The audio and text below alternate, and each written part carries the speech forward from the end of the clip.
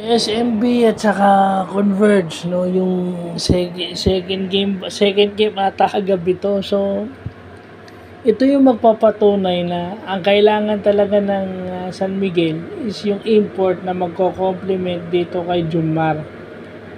No, kasi ang dami na ng player nitong San Miguel, hindi na nga nagagamit sila, 'di ba? Hindi na nga nagamit si Toto eh. Parang bihira ng magamit si Mo kapag malaki ang import.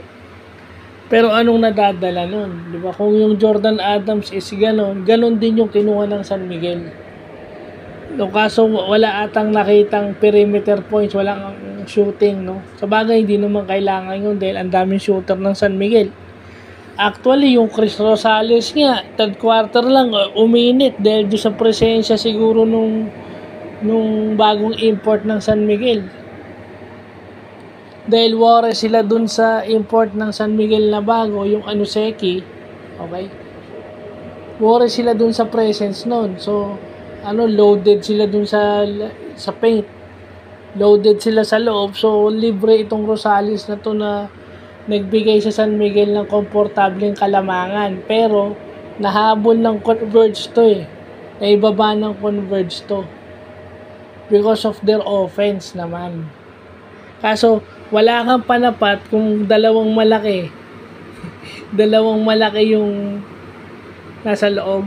Talo ka talaga kapag may dalawang higante na nasa loob.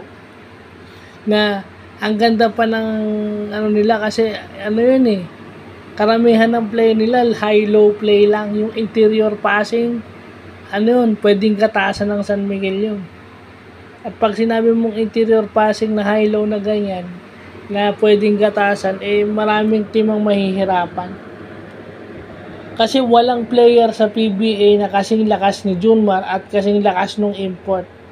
Ngayon sa playoffs So, yun lang po.